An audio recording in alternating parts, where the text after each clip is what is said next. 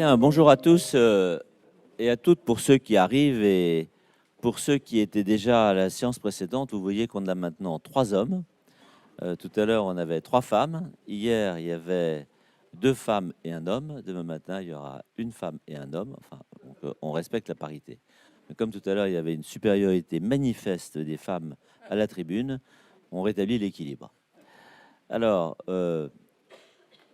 merci d'être là. Donc, ce débat va porter sur la question de la liberté de la création et de la liberté artistique et aussi de la liberté d'expression, tous ces problèmes étant proches.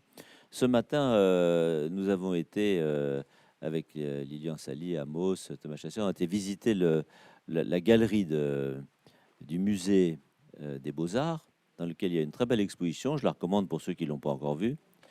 Et j'ai noté cette phrase sur un des panneaux. Les panneaux sont très bien faits. C'est par la beauté que l'on s'achemine vers la liberté. Et c'est une phrase de Schiller qui est tirée des Lettres sur l'éducation artistique de l'homme de 1795. Belle phrase. Et alors, cette phrase m'a fait penser que la question de la liberté artistique, tu cherches, oui, s'est posée à toutes les époques. Et évidemment, en visitant l'exposition ce matin, je voyais l'explosion qu'il y a eu au moment de la Révolution française et au moment où la liberté de créer, la liberté d'écrire, la liberté de s'exprimer, la liberté a connu une effervescence extraordinaire. Et cette effervescence a porté ses fruits puisque d'un seul coup, un certain nombre de lois et ensuite de manifestations artistiques qui ont connu des vicissitudes nombreuses au fur et à mesure des révolutions et des contre-révolutions au 19e, mais ont posé bien le problème. Et c'est la même question qui se pose aujourd'hui, finalement, c'est toujours la même question, à savoir jusqu'où peut-on aller dans l'expression artistique, quelle est la liberté de créer, par quoi, à quoi et à qui se heurte-t-elle? Évidemment, la question du pouvoir politique et de la censure s'est posée et se pose aujourd'hui en des termes nouveaux, mais de façon très très forte. La question évidemment aussi de la liberté économique, la liberté par rapport aux puissances de l'argent, et puis du pouvoir religieux qui, dans les domaines de la liberté d'expression artistique, euh, se manifeste de façon régulière. Et c'est à ces problèmes qu'il faut essayer de répondre. Les artistes ont-ils le droit de tout faire? Peuvent-ils tout faire? Jusqu'où peuvent-ils aller? Et ensuite, quel est leur pouvoir sur la société?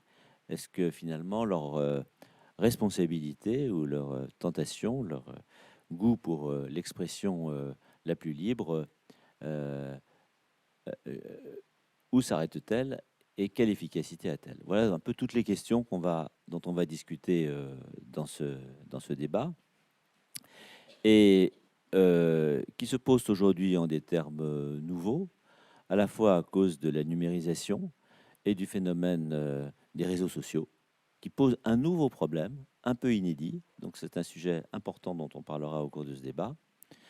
Du fait de la montée du populisme et donc de la remise en cause aussi des démocraties sous leur forme habituelle. Or, nous étions habitués à avoir une évolution vers un progrès presque indéfini, et on voit que finalement tout ça est assez fragile.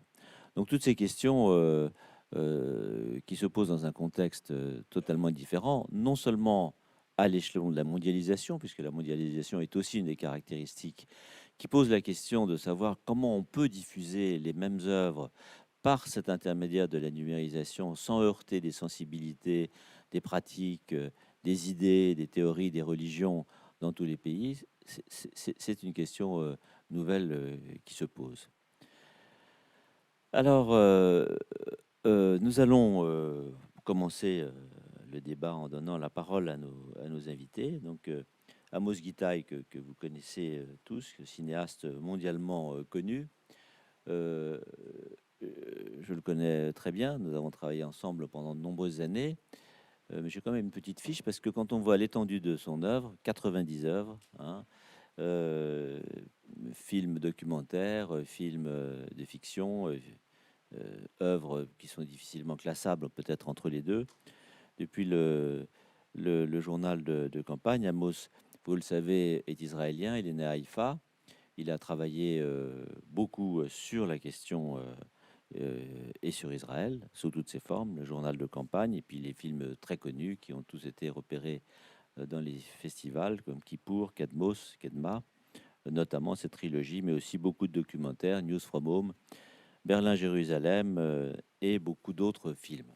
En fiction, son œuvre est aussi considérable, y compris un film que Amos a réalisé à partir d'un livre que j'avais écrit, jusqu'à son dernier film, Un tramway à Jérusalem, Lettre à un ami de Gaza. Enfin, c'est les deux dernières œuvres produites par Amos, sans compter un très grand travail au théâtre, pour la mise en scène en particulier à travers Isaac Rabin, ou d'autres œuvres théâtrales qui ont été lues ou jouées.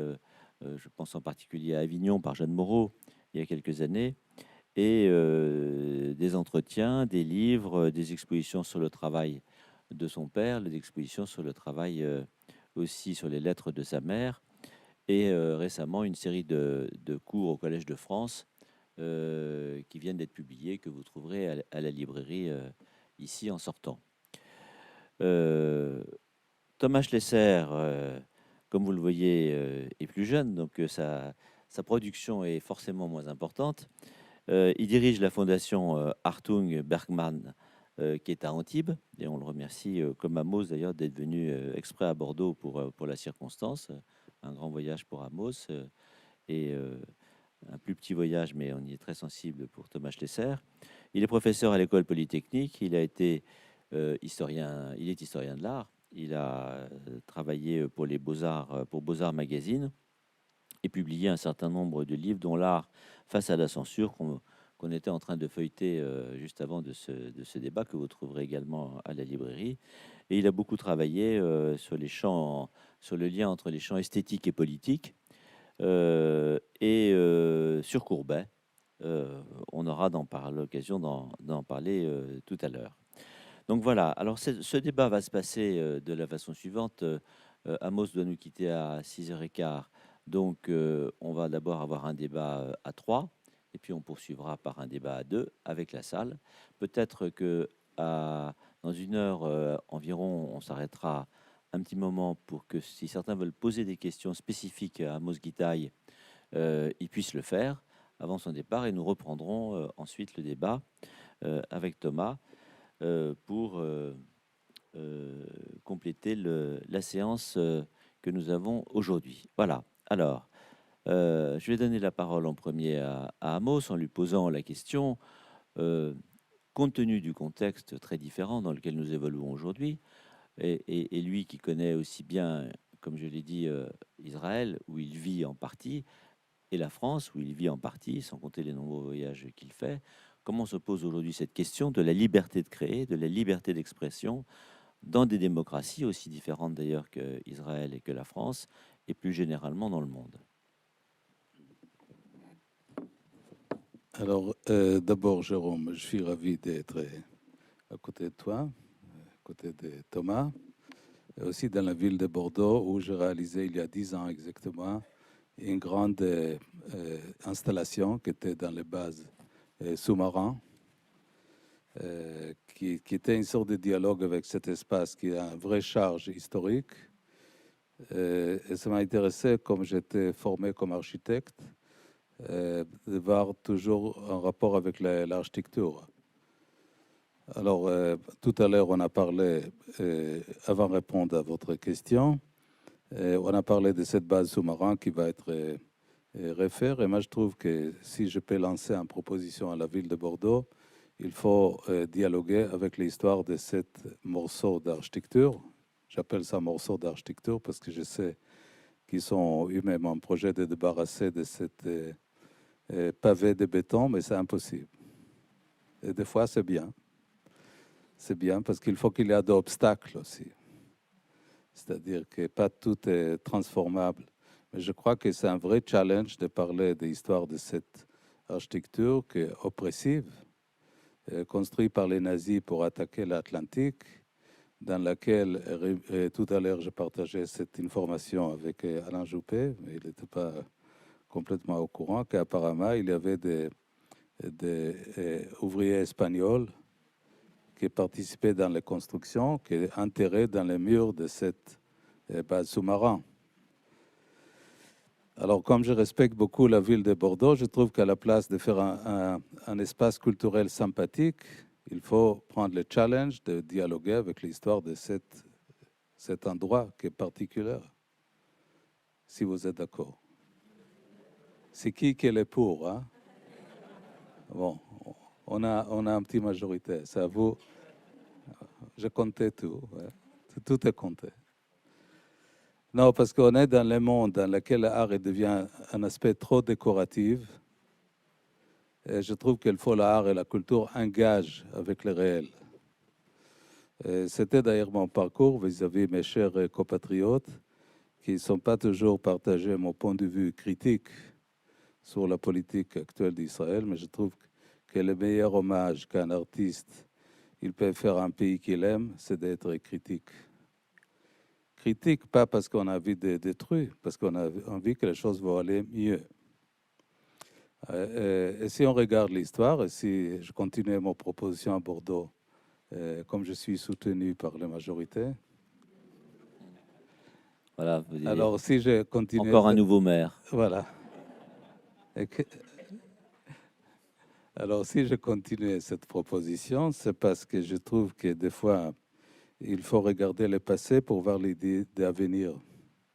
C'est-à-dire de regarder vers le passé, il n'est pas strictement décoratif ou sentimental, mais aussi il nous donne des idées, qu'est-ce qu'il faut faire, ou aussi qu'est-ce qu'il ne faut pas faire. Et je trouve que c'est un magnifique challenge de Bordeaux d'engager avec cette histoire, que si j'ai bien compris, parce que moi je suis toujours curieux de comprendre dans quel contexte je travaille, c'était un projet de Hitler de faire des séries de bases sous-marins. J'imagine qu'il y a à Saint-Nazaire et à Nantes aussi. Et c'était d'abord délégué aux Italiens, mais comme les Italiens ils ont fait trop de siestes, alors les nazis ont pris le pouvoir, ils ont effectivement torturé et fait travailler les antifascistes espagnols. Et je trouve que ça fait un des héritages de Bordeaux. Ce n'est pas strictement les magnifiques buildings, les grandes avenues bien restaurées, les tramways, etc. C'est-à-dire qu'il faut que la passé est là un part active pour l'avenir. Alors, moi, je vous encourage de suivre ce petit conseil amical. Et pour revenir à ta question, parce que tu sais, moi, je suis un peu les dialectiques juives, c'est-à-dire je réponds à ta question par une autre question. Alors, je vais aller même le Talmud qui revient. Ouais, tout à fait, oui. Alors, je vais aller même avant le Talmud, le texte biblique, parce que le texte biblique, il nous raconte, surtout l'Ancien Testament, parce que je suis une fils d'un architecte de Bauhaus, qui était mon père, qui était battu et jugé par les cours nazis, tout de suite en 1933, comme Goebbels. Goebbels a décidé de fermer le Bauhaus. Alors, mon père était battu, ils ont cassé ses dents, ils sont mis en prison. Mais plus tard, il était jeté, heureusement, sur les frontières suisses, sinon je n'ai pas eu l'honneur d'être parmi vous aujourd'hui. Et après, plus tard, il arrivait en Palestine par l'idée de construire l'architecture moderne pour le kibbutz et pour l'autre institution israélienne. L'architecture, dans ce sens-là, aussi, elle n'a pas strictement un rapport décoratif. C'est un engagement de paramètres sociaux et politiques. Et je crois qu'aujourd'hui, il y a une mauvaise lecture de Bauhaus qui décrit le Bauhaus strictement comme de belles architectures avec des lignes très droites. Mais le Bauhaus, c'était une synthèse entre une pensée politique et sociale et l'esthétique, minimaliste.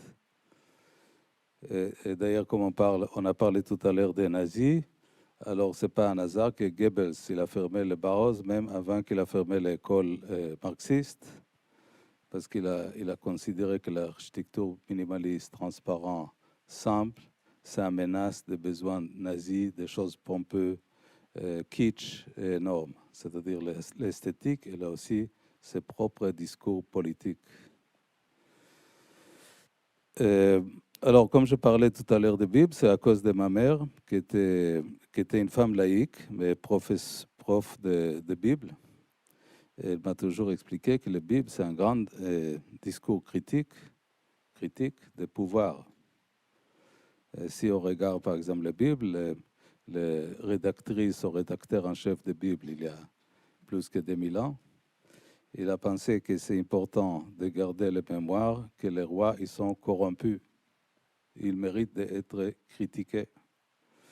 Et le roi le plus célèbre des Juifs, David, il est confronté avec le prophète Nathan, qui lui dit, vous êtes un homme immoral, parce que comme vous avez désiré Bethsabée, vous avez envoyé son mari d'être tué dans la guerre. Et le rédactrice ou rédacteur des chefs de Bible, il a pensé que c'est important de garder cette leçon critique pour le DNA des futures générations, c'est-à-dire la pensée critique, elle est nécessaire, on a besoin d'elle pour faire avancer. Et heureusement. Des fois, je raconte cette histoire pour revenir, cher Jérôme, à tes questions, parce que mes chers compatriotes, qui sont très fiers d'être juifs et les gens de livres, oublient que le discours critique fait partie de cette culture. Et la fétichisation des pouvoirs et des rapports de force, ce n'est pas exactement dans cette culture-là. Alors, il faut le rappeler. Il faut le rappeler au nom d'honneur de cette grande rédactrice ou rédacteur en chef qui pensait que cette pensée est nécessaire pour avancer. Alors, je fais un peu de loupe à mon système. Effectivement, Jérôme, l'expo qu'on a vu ensemble, qui est intéressant, elle raconte effectivement, avec des textes intéressants et des chartes, que la pensée politique ou artistique, elle a un rythme très différent que la politique. La politique, on a besoin tout de suite d'exprimer une opinion. Mais l'art, l'architecture, le cinéma, la littérature, c'est pas, nous, on n'a pas de vrai pouvoir. Il ne faut pas qu'on pense qu'on a de vrai pouvoir. On a un pouvoir strictement symbolique. Mais ce n'est pas rien. Parce que les textes qui sont... Il y avait une très belle charte avec des dates. Les textes dans cette expo expliquent effectivement tous les grands textes des penseurs avant la Révolution française. C'est des textes qui étaient écrits des dizaines ou même des centaines d'années avant que c'était traduit en action politique. Alors, comme j'ai fait, Jérôme, il a mentionné pas mal de travail sur les mémoires israéliennes et aussi les critiques de la politique, surtout sur l'affaire et le conflit israélo-palestinien. Je pense que c'est aussi un geste symbolique que dans leur sens accumulatif, il devient une sorte de marche, de rapport, de dialogue avec cette réalité perturbée dans cette région qui n'est pas facile. Mais comment on peut, pour revenir à ta question, un pays ouvert avec des institutions qui protègent des institutions démocratiques, en vivant à côté des volcans, vivant dans cette région qui n'est pas facile, qui n'est pas évident, mais quand même, il faut garder une dimension humaine, de dialogue humain. Et l'art et le cinéma, il peut faire une sorte de proposition. Alors, le film le plus récent, et je termine avec ça, que vous avez mentionné, qui s'appelle A Letter to a Friend in Gaza, une lettre à mon ami de Gaza, qui était un court-métrage qui était présenté l'année dernière au Festival de Venise, qu'on a fait ensemble des acteurs palestiniens et des Israéliens, qui après il était présenté dans le monde entier, à Tokyo, São Paulo, etc. C'est un geste de ce sens-là, parce que des fois, il faut faire un film comme on a des rages. Et comme Israélien, je ne suis pas du tout fier de cette démarche que le pouvoir actuel en Israël, ils suivent, dans laquelle où il a donné l'ordre de tirer avec des snipers sur des manifestants non armés palestiniens. Alors, qu'est-ce qu'on peut faire? On fait un geste artistique, c'est ça le rôle de l'art. Et cet court-métrage était, après, on a fait une adaptation théâtrale, et qui va être aussi à Paris pour l'ouverture de saison de théâtre de la ville de Paris le 4 septembre, si ça vous intéresse. Et sur le plateau, on va trouver des acteurs israéliens, des acteurs palestiniens, un musicien iranien, un musicien syrien, et tous ces gens qui 10 ans présentent des cultures qui ont un conflit direct, ils vont faire un travail créatif commun. C'est-à-dire le plateau de ce théâtre va être une zone de dialogue et pas une zone de conflit ou de guerre. Et c'est un petit geste symbolique, mais il faut commencer quelque part. Merci. Merci beaucoup, Amos. On comprend bien en t'écoutant que la politique est au cœur du geste artistique, finalement, et que l'art décoratif n'a pas beaucoup de place par rapport au contact avec le réel et avec la société. Et que finalement, le rôle de l'artiste, c'est de se confronter au réel pour exprimer par rapport à une situation essentiellement politique. Donc ça pose la question du rapport avec la politique, qui est un rapport évidemment tendu et conflictuel, et qui dérive soit sur la censure, soit la permissivité la plus grande. Et il faut aujourd'hui trouver son chemin, quelles que soient les régions d'ailleurs dans lesquelles on vit, quels que soient les pays et quels que soient les régimes. Donc c'est la question centrale aujourd'hui. Donc je me tourne vers Thomas Schlesser pour lui demander son point de vue là-dessus et puis sur d'autres points s'il veut les aborder. Merci Jérôme. Moi aussi, comme Amos, j'ai envie de repartir d'une petite histoire passée pour répondre donc à la question de Jérôme Clément. Cette histoire, elle est de 1573 et elle se passe à Venise. Alors Venise, à ce moment-là, est une république. Mais évidemment, ce n'est pas une république au sens où on l'entend aujourd'hui. Et c'est une république dans laquelle règne l'Inquisition. L'Inquisition qui est à ce moment-là un pouvoir légal et qui veille sur le bon fonctionnement, disons, juridique et sur, sans anachronisme excessif, sur ce qu'il est convenu d'appeler la création ou la libre expression. Pourquoi? Parce que Venise est une grande ville d'art, une grande ville de peinture.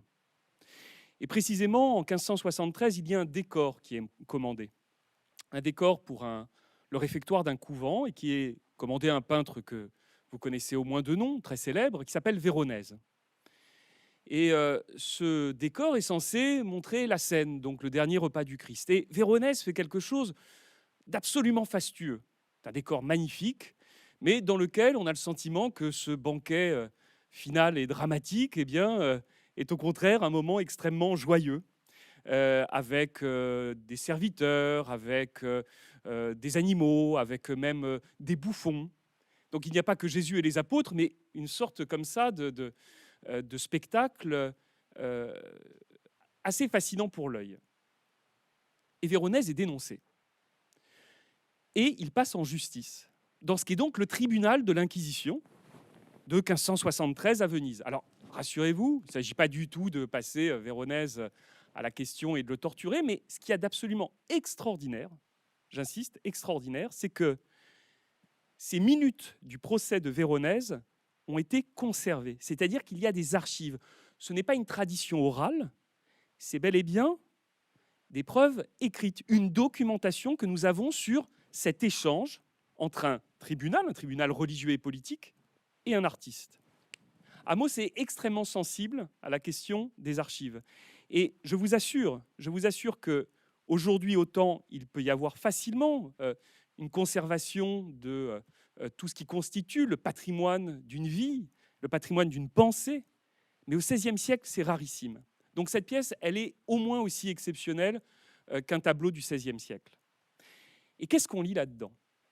eh bien, on lit à un moment donné le tribunal qui demande à Véronèse dites-moi, cher maître, globalement, comment est-ce que vous vous figurez le dernier repas du Christ? Alors Véronèse répond et évidemment est un peu embarrassée puisque la chose ressemble à une profanation de ce qui est censé être un paroxysme du sacré. Et à un moment, Véronèse a cette réponse qui est tout à fait fondamentale. Nous autres peintres, nous permettons de ces licences que se permettent les poètes et les fous. Je répète, nous autres peintres, nous permettons de ces licences que se permettent les poètes et les fous. Il n'y a pas un avant et un après Véronèse. Je ne suis pas du tout... Vous savez, quand on fait de l'histoire, ce n'est pas des moments de bascule comme ça, où il y aurait tout à coup une date qui changerait tout du jour au lendemain. Pas du tout.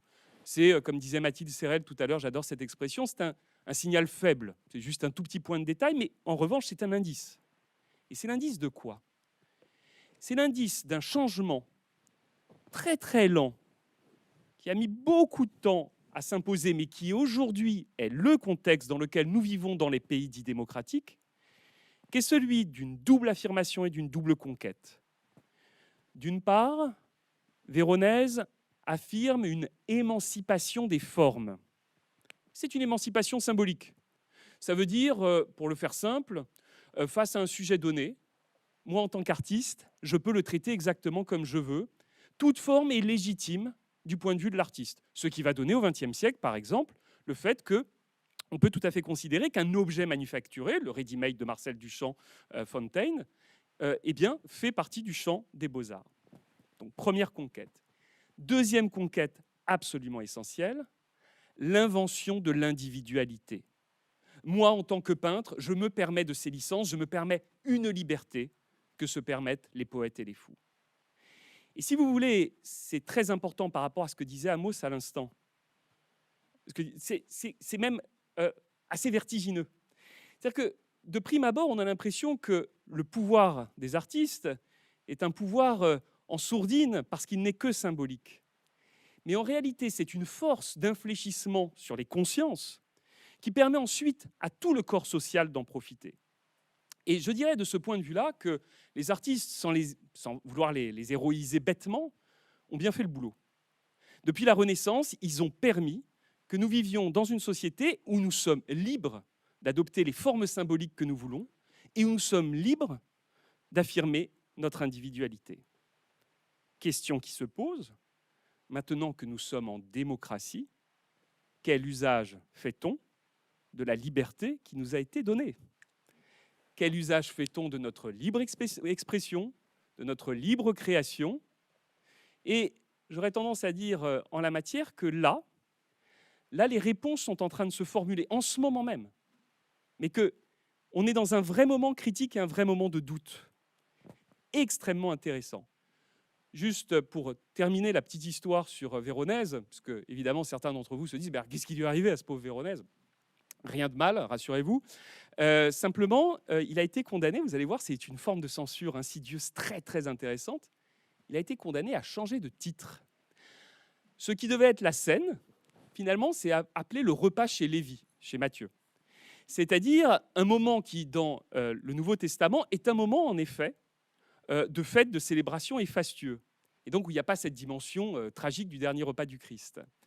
Et donc, la sémantique, le sens de l'œuvre réorienté par ce nouveau titre, du coup, eh bien, a permis à l'œuvre de continuer à exister. Et je dirais une dernière chose sur laquelle on peut réfléchir ensemble plus tard. Ce qui est intéressant là-dedans, c'est qu'il y a évidemment l'affirmation de la liberté de l'artiste et de sa liberté d'initiative à créer une œuvre. Mais il y a également la liberté d'opinion de ceux qui se sont dit offensés. Et la libre expression, c'est aussi la libre expression de dire « je me sens offensé par l'œuvre de Véronèse ». Alors, merci beaucoup. Il y a beaucoup de choses très intéressantes. D'abord, l'anecdote en soi, enfin l'anecdote plus que ça, l'histoire en soi est très intéressante. Elle montre d'une façon claire plusieurs choses. La première, c'est que tout dépend du contexte, parce que quand on voit aujourd'hui le tableau de Véronèse, on ne comprend pas du tout finalement pourquoi il a créé ce que les orateurs précédents appelaient une offense ou une injure, je ne sais pas, je suis prudent. Mais en tout cas, le contexte a complètement changé, donc si on ne connaît pas l'histoire, on a du mal à le comprendre. Mais elle montre aussi le pouvoir subversif de l'art. Et en écoutant Thomas, je pensais évidemment à l'expression la plus totalitaire qui a été connue, c'est-à-dire le nazisme, dans lequel l'art dégénéré, ce qu'on appelait l'art dégénéré, a été brûlé, c'est-à-dire tous les artistes contemporains qui exprimaient une forme débarrassée à la fois du formalisme précédent et d'un contenu trop classique pour imposer un contenu Brenner, que vous connaissez, de sculpteur, etc. Donc voilà, je trouve que ces exemples et tout ce qui a été dit montrent que la question se pose en permanence, quoi. Elle se repose de façon chronique. Et je voudrais revenir un petit peu à une question précédente, mais qui est illustrée par ce qui vient d'être dit, c'est-à-dire aujourd'hui, dans la démocratie d'aujourd'hui, avec toutes ces complications qu'on a évoquées en introduction, comment vous voyez le problème? C'est-à-dire, je vais aussi mesurer un peu les choses et je suis complètement d'accord avec les choses qui étaient dites par Thomas. C'est-à-dire, ça implique aussi des autodisciplines des artistes. Et par exemple, moi je trouve que des cinémas démagogiques pour les bonnes causes, style Michael Moore, elles sont négatives. Parce qu'ils nous forcent par la force, par une démarche démagogique et manipulative, de suivre un argument qu'a priori, je ne suis pas contre.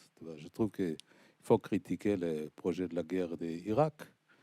Mais si on implique un système de montage manipulatif, on fait les défaites de cette démarche. C'est-à-dire Pourquoi manipulatrice? parce Pourquoi Michael Moore est-il manipulateur? qu'on colle un petit morceau de tête de bouche à un bombardement de la guerre, et je ne vais pas rentrer maintenant parce que je ne veux pas élargir, mais je dis que ça demande aussi ce besoin d'une autodiscipline des artistes, de ne pas raccourcir le chemin. C'est-à-dire qu'il faut faire des œuvres fortes, mais pas sans manipuler trop la pensée, c'est-à-dire sans essayer de nourrir par la force. La question de la démonstration. Non, Les il preuves. faut nourrir par la réflexion. Tout ça. Il ne faut pas rentrer dans les systèmes de sociétés de consommation, il faut produire des produits de consommation, c'est-à-dire on a besoin de public qui devient interprète. D'ailleurs, comme il avait tout à l'heure une discussion dans laquelle il y avait des oppositions, c'est légitime, comme tu as dit Thomas, c'est légitime de ne pas être d'accord. Ça fait partie du discours. Et il ne faut pas écraser ce débat. Le débat est nécessaire même pour élaborer des points de vue qu'a priori on est pour. Alors, et pour revenir à ta question, comme je parlais tout à l'heure d'espagnol, si on regarde, et comme vous avez, Thomas, il a évoqué la question de la peinture, on peut regarder par exemple les gestes célèbres de Picasso, comme il fait le tableau de Guernica. Alors, qu'est-ce que c'est, comme on a parlé de contexte, qu'est-ce que c'est Guernica? Alors, aujourd'hui, on peut regarder Guernica, on parle de composition de couleurs, des cadres, les proportions, mais on peut dire les contextes, que les sortes d'échafaudage qui fait nourrir de bons œuvres, c'est le bombardement des villages basques par les Luftwaffe en 1936. Picasso, je ne fais pas la comparaison, mais nous, on a fait le projet Letter to a Friend in Gaza. Picasso, il est en rage. Et son médium, c'est la peinture. Alors, il fait une peinture. Okay? Et aussi, il utilise les petites sanctions que l'artiste ont. Il a dit, ce tableau-là, elle ne va pas quitter New York pour le retour en Espagne tout au long de la vie de Franco. C'est seulement après la mort de Franco, j'autorise qu'elle revienne à l'Espagne. Bon, la MoMA, elle essaie de retarder ça, mais, de tenir les Guernica, mais aujourd'hui, là, dans les Reina Sofia à Madrid est très très bien disposé. C'est-à-dire, il utilise son médium, qui est la peinture, pour montrer sa rage. Et le contexte échafaudage est changé, tu parles d'aujourd'hui. Alors, pas tout le monde, malheureusement, ils ont les connaissances de cette vague de fascisme qui a commencé dans les pays voisins, avec l'aide des nazis et des Luftwaffe. Alors, il a fait un geste qui reste dans la mémoire. Et qu'est-ce qui se passe l'année dernière? par des hasards des circonstances politiques, l'Espagne élu un premier ministre socialiste. Et qu'est-ce qu'il dit qu'une de ses priorités, c'est virer Franco de son mausoleum kitsch, de les sortir de ce mausoleum.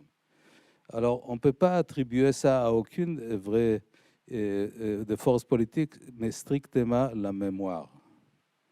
Alors, les gens, ils ont beaucoup de confiance, l'argent, les mitrailleuses, etc. Mais la mémoire, il n'est pas innocent. C'est une dimension très forte, la mémoire et les idées. Il ne faut pas être timide avec les idées. Alors, le travail de Picasso, des écrivains, de Saint-Pront, des autres, qui fait tout ce travail de conserver la mémoire d'une autre vision de l'Espagne, pas l'Espagne fasciste, arriver jusqu'à un premier ministre d'une autre génération, et là, c'est traduit finalement dans une petite action politique. Et c'est strictement, c'est pour ça que je trouve qu'il ne faut pas faire de raccourcissements. C'est-à-dire, même si là, tu m'as posé la question, Jérôme, sur Israël, et Netanyahou est gagnant, parce qu'il est très habile de manipuler des systèmes politiques, il faut garder l'espoir, et il faut garder l'espoir que ça va changer, et ça va changer. Alors, tu me poses, comme on dit souvent, est-ce que tu es pessimiste, optimiste? Ce n'est pas ça la question. C'est-à-dire, si je suis pessimiste, alors la conclusion, c'est d'être nihiliste. Non, l'espoir, c'est une chose qu'il faut garder, parce que l'espoir, par lui-même, il peut modifier des choses, même si ce n'est pas immédiat. Ça ne va pas être immédiat. Les paramètres sont très compliqués, je ne vais pas aller trop loin. Alors, les traductions, l'impact des gestes de la pensée, de la philosophie, de l'art, du cinéma, de la littérature sur le réel existe, mais il n'est pas instantané, il n'est pas immédiat. Il y a un délai, mais il est nécessaire parce qu'il garde une autre option, une autre idée, par des médiums assez variés, c'est-à-dire la philosophie, l'art, la peinture, le cinéma, etc. Et c'est vraiment une sorte de geste civique, mais pas sans démagogie, qu'on fait pour faire avancer les choses. Merci. Alors, là, on est au cœur d'un débat. L'art peut-il changer le réel? Et le rôle de l'artiste est-il de s'affronter au réel? En fait, ça, c'est une conception de l'art dont on est quasiment capable de dater à l'année près la naissance. Cette année, c'est l'année 1819. En 1819, vous avez un grand penseur, réformateur du nom... Je croyais que c'était 1573. Alors, parce que leur pas chez Lévy, c'était aussi... Bien sûr, sauf que c'est dans le cadre, en fait, je dirais, d'une conception intime et d'une conception strictement individuelle. Ce qui se passe en 1819, c'est quelque chose d'assez étonnant qui va être le fait d'assigner à l'art une mission d'émancipation collective. Ce penseur qui va exiger de l'art qu'il assume cette mission, cette ambition extraordinaire, il s'appelle Henri Saint-Simon, celui qui a donné le nom au courant des Saint-Simoniens. Et ce Saint-Simon est celui qui va inventer, ou plus exactement qui va proposer, le terme métaphorique d'avant-garde. Vous savez, quand on parle d'avant-garde aujourd'hui, tout le monde pense immédiatement à l'avant-garde culturelle et artistique. Mais avant-garde, j'imagine que vous le savez, à la base, c'est du vocabulaire militaire. Et en réalité, on peut dater ce moment où il y a cette bascule sémantique. Et Saint-Simon dit aux artistes, c'est vous qui devrez servir d'avant-garde à la société des juristes, à la société des médecins, à la société des ingénieurs, à la société des clercs, etc., etc. C'est vous qui devrez être en avant pour leur montrer le chemin. D'accord ? Et donc ça, c'est une idée vraiment qui est très récente, qui est une idée du 19e siècle, une idée romantique. Et je ne vous dis pas ça marche ou ça ne marche pas, mais en tout cas, le moment où elle est véritablement formulée, c'est au 19e siècle, où elle s'adosse en fait à la notion de progrès qui devient la nouvelle... espèce de nouvelle divinité, nouveau concept divin au 19e. Reprise, pardon, oui. Enfin, ce raccourci, mais reprise aussi au moment de Maïakovski et de la Révolution russe. Absolument. L'avant-garde. Absolument. Et en fait, et à tel point d'ailleurs que le terme avant-garde, au début du XXe siècle, chez les Italiens, les Russes, les Français, devient une notion vraiment historique. Tout le monde se réclame de l'avant-garde. Et juste pour vous dire une petite chose qui me semble importante, c'est que pour être très concret, donner un exemple très simple, certains d'entre vous assistaient au précédent débat qui portait notamment beaucoup sur la lutte contre les stéréotypes de genre. Mais qui a beaucoup mené ce combat symbolique, un peu en sourdine, dans les années 70-80? Bien sûr, beaucoup de militantes et de militants, ça ne fait strictement aucun doute, mais énormément d'artistes.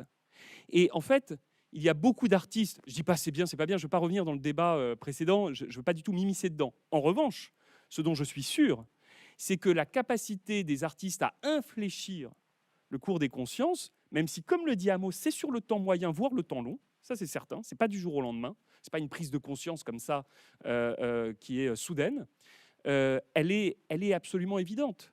Je vous donne un autre exemple, je ne vais pas en donner 50, mais je vous donne un autre exemple très concret. Il y a aujourd'hui, on le sent depuis 5-6 ans à peu près, une énorme révolution des consciences sur la condition animale, comme il n'y avait absolument pas dans les années 90. Dans les années 90, je veux dire, c'était vu comme un sujet quasiment niais, hein, de la sensiblerie. Mais croyez-moi que l'œuvre de nombreux artistes anciens, d'ailleurs, comme votre amie Rosa Bonheur de Bordeaux, je crois que c'est son père qui est de Bordeaux, elle, je ne sais plus, mais en tout cas, grande peintre animalière qui est attachée à cette région. Et puis, évidemment, des artistes plus récents, des artistes contemporains, ont eu un impact absolument immense en la matière, sans forcément qu'on se le formule de façon directe. Alors, sur cette notion d'avant-garde mis en avant par Thomas Amos, qu'est-ce que tu es d'accord avec ça? Non, d'abord, je trouve que je dois te donner des compliments. Je trouve que les configurations de cette dialogue, et c'est aussi un dialogue entre des siècles, parce que Thomas il a évoqué le 16e siècle, maintenant le 19e, moi je parle du 20e, le siècle actuel. Alors, je trouve que ça montre des paramètres qui sont communs. On peut aller même plus loin. Je parlais tout à l'heure de Bible il y a 3000 ans. C'est-à-dire, je crois que c'est depuis le début de l'humanité, on l'a pensé, cette série de réflexions continuées, c'est-à-dire c'est-à-dire le démarche d'artiste, il est individuel, il n'est pas collectif. C'est-à-dire ils ont un impact sur le collectif, mais chaque écrivain, chaque cinéaste, c'est une démarche individualiste, mais avec un dialogue avec le contexte. Et cette tension-là entre le contexte et l'individu, il est important. Et surtout, pour éviter que l'art devienne strictement décoratif. C'est-à-dire, l'art ou la culture, il ne faut pas qu'il reste strict. C'est-à-dire, c'est assez complexe. Il y a un élément esthétique nécessaire parce que le film ou même le texte, ils sont en rapport entre un narratif ou un thématique, c'est-à-dire le contenu, on peut dire, et la forme. Et les deux paramètres sont nécessaires. C'est-à-dire un film qui est strictement thématique, ce n'est pas un bon film. Un film qui est strictement formel, vide de thématique, il a ses propres, on peut poser de propres questions. C'est-à-dire c'est toujours une démarche entre les questions de forme, des questions de la représentation, et les thématiques ou les narratives. Et d'ailleurs, comme tu m'as posé la question sur le Moyen-Orient ou Israël, c'est une région la plus grande concentration peut-être de caméras par mètre carré de la planète. En concurrence avec la ville de Levallois, Amos, où je crois que c'est pas mal non plus. Alors la question, c'est comment on peut faire du cinéma dans un contexte dans lequel les médias, je reviens à une de votre question, fait un travail très, très massif de représentation et de misrepresentation des réels. Et comment le cinéma, il peut aller, j'applique un autre terme, dans un sens un peu subversif contre l'élimination des contradictions. C'est-à-dire il y a des contradictions. Le conflit israélo-palestinien, ce n'est pas une division entre les gens angéliques the bastards. It's not a division between angels and bastards, but they are both angels and bastards, peut-être dans proportion pas complètement symétrique. Mais il ne faut pas rentrer dans l'angélisme, c'est-à-dire il y a des contradictions, chacun il a contradiction, chaque côté il a contribué à bloquer les situations dans lesquelles on est aujourd'hui. Et les médias enhance, soutient cette perception. Alors comment le cinéma peut à la fois introduire des contradictions, démonter l'image simpliste des uns ou des autres pour améliorer la compréhension de ce conflit. C'est un challenge assez massif, qu'il y a plusieurs réponses dans les termes de cinématographique. C'est-à-dire, moi, je tourne souvent d'un rythme beaucoup plus lent, parce qu'il faut changer même la question des rythmes, de perception. Il change la perception. Comme je fais Kadosh, qui est sur la religion, je respecte en quelque façon l'aspect cérémonial que chaque religion est là. Mais je la critique, la religion. C'est-à-dire, je fais un travail dialectique entre les rythmes. Il y a un aspect de séduction. Tout à l'heure, vous avez parlé, il y a des idées religieuses. C'est-à-dire, je comprends l'aspect de grande séduction des religions. Parce que dans le monde aujourd'hui très haché par des images et de vie accélérée, la religion elle a un aspect de séduction. Elle change le rythme. On rentre dans l'église ou dans la synagogue. Tout de suite, c'est un autre espace avec une autre... il y a de grandes séductions, même dans ces démarches. Alors, comment le film, il peut introduire cet aspect séductif de la religion, mais quand même critiquer la religion sans pitié, surtout le sujet de Kadosh, c'est le rapport aux femmes. C'est-à-dire, il faut que les deux existent. Il faut que, sinon, on ne comprend pas. Comme je fais Kippour, c'est la même chose, c'est la guerre. La guerre, ce n'est pas les belles films américains avec les chars, avec les bonnes lumières. La guerre, c'est le chaos, c'est une rupture. Ce n'est pas une chose très structurée. C'est dans ce chaos, comment l'individu, qui est le sujet permanent de tous mes films, est haché, est détruit par les grandes forces historiques. Alors, tout ce paramètre, il nourrit les démarches artistiques. Là, je rentre vraiment dans les matières, comment on fait un film, pour effectivement attaquer frontalement les perceptions trop simplistes de ce conflit, parce qu'on est nourri par des formules très simplistes. Et aussi qu'il faut, moi que je suis israélien, il faut que je comprenne les paramètres de souffrance de l'autre. La paix comme l'amour, ce n'est pas une affaire unilatérale. Unilatérale dans l'amour, ce n'est pas l'amour, c'est une autre chose. Et dans la paix, il faut que... Alors comme je fais, tu as mentionné le travail que j'ai fait sur l'assassinat de Rabin. Rabin, il m'a mis dans son avion comme il est parti à Washington et au Caire. Et la chose qui m'a intéressé, c'est comme lui, il a parlé de Gaza. Il a dit il faut qu'Israël retire, il faut qu'il y ait de l'eau, l'électricité, même il dit l'oxygène dans l'hôpital de Gaza. C'est-à-dire que si on veut qu'il y ait vraiment de paix, etc., il faut que l'autre il a son moyen de survivre. Et tout cet aspect-là, il faut qu'il rentre. Après, comme on fait un travail cinématographique d'un conflit tellement central de l'histoire du 20e ou du 21e, comment là on rentre direct dans les matières de donner forme à cette série de questions qui sont dans l'abstraction, qui sont strictement dans le domaine politique. Et c'est un challenge lourd, on peut dire même fatigant, mais fascinant. Alors jusqu'où le pouvoir politique ou le pouvoir religieux, donc quand on parle de travail, peut-il aller, enfin jusqu'où va-t-il accepter finalement cette interrogation, ce traitement artistique? Bon, que Il ce ne faut soit... pas qu'il accepte, on demande personne de permission. Parce qu'il peut interdire, c'est le problème de la censure. La censure, c'est le sujet de Thomas, mais la censure existe. Oui. Mais comme tout à l'heure, on a parlé, par exemple, de Eisenstein ou de Ziga-Vertov, de bons cinémas existent aussi dans certaines circonstances oppressives, comme l'Union soviétique. Et le seul endroit qui ne pas existé, c'est chez les nazis. Les nazis ne sont pas produits aucune œuvre d'art au cinéma important. c'est des régimes tellement autoritaires et uniques dans l'histoire humaine qu'il n'a rien, il a détruit, il a brûlé pas seulement des autres, mais il a aussi brûlé sa propre culture.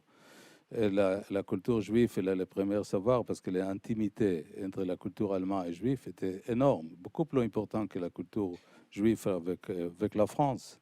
C'était des siècles que les contributions aussi des grands penseurs juifs à la culture allemande étaient énormes. Alors, cette rupture que moi je connais dans chose très minimale par l'histoire de mon père, elle était devastating. C'était une destruction totale.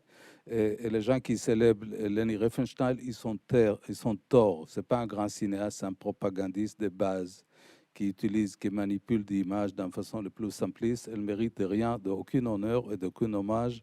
Et moi, j'ai même refusé de la critiquer d'un coffret qui était fait vis-à-vis de son travail. C'est pas, pour moi, ça, c'est des propagandes.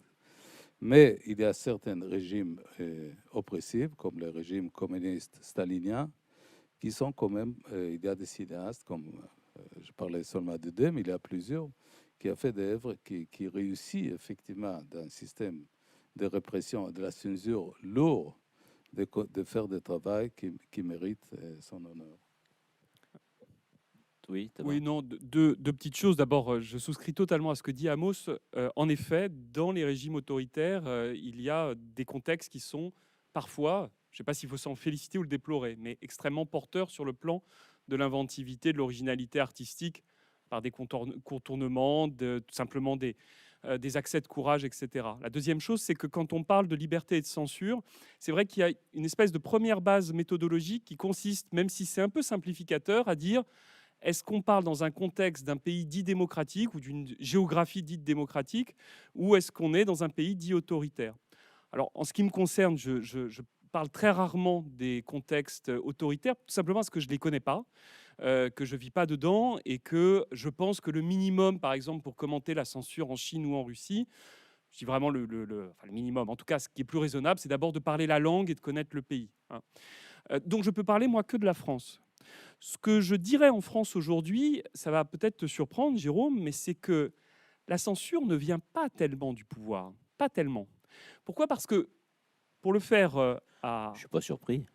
pour, pour le faire disons, pour donner des grands ordres d'idées, si vous voulez, aujourd'hui, l'État est plutôt entre indifférence et bienveillance à l'égard de ce qu'on appelle la transgression artistique, dans le sens où, en démocratie, ce qui est transgressif ne l'est finalement pas tant que cela. Bon, premier point. D'où vient la censure? La censure, elle vient de fractions de la société civile. C'est-à-dire que vous avez des groupes de gens qui s'érigent et qui disent à un moment donné: j'en appelle à l'interdiction de tel ou tel autre projet, œuvre, expression, parce que j'estime, moi, qu'elle vient offenser, perturber, humilier, fragiliser une communauté que je représente ou à laquelle j'ai le sentiment d'appartenir. D'accord? En règle générale, ces fractions de la société civile pensent que ce qu'elles défendent, c'est la vulnérabilité de certaines choses ou personnes. Par exemple, en effet, ça peut être la vulnérabilité des femmes, la vulnérabilité des enfants, la vulnérabilité d'une communauté, la vulnérabilité des animaux, etc., etc. Donc, en règle générale, ces gens, quand ils demandent une interdiction, ne se pensent pas, et c'est très important, ne se pensent pas comme censeurs. Ils pensent qu'ils œuvrent pour l'intérêt général. Et toute la question est de savoir si, en effet, la demande d'interdiction relève de la censure, c'est-à-dire d'une interdiction abusive, ou alors de l'intérêt général. Demandez par exemple d'un coup à un maire qui dit: on va interdire tel spectacle parce qu'il y a potentiellement une perturbation, un trouble à l'ordre public. Et il ne vous dira pas que c'est de la censure, il vous dira que c'est de l'intérêt général. La censure n'existe pas dans le droit. La censure, c'est quoi? Si, l'interdiction d'un film. Oui, mais l'interdiction d'un film, je ne suis pas sûr. Alors, c'est possible, je peux dire une bêtise, mais je pense que c'est l'interdiction d'un visa d'exploitation, à mon avis. Je ne suis pas sûr qu'on dise dans le droit qu'il y a une censure de film. C'est possible, hein, je ne veux pas le garantir.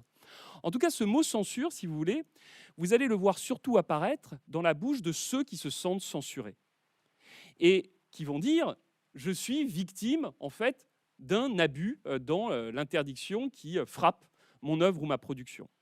Et là encore, je voudrais vous donner juste un exemple extrêmement intéressant et très simple. Un exemple récent.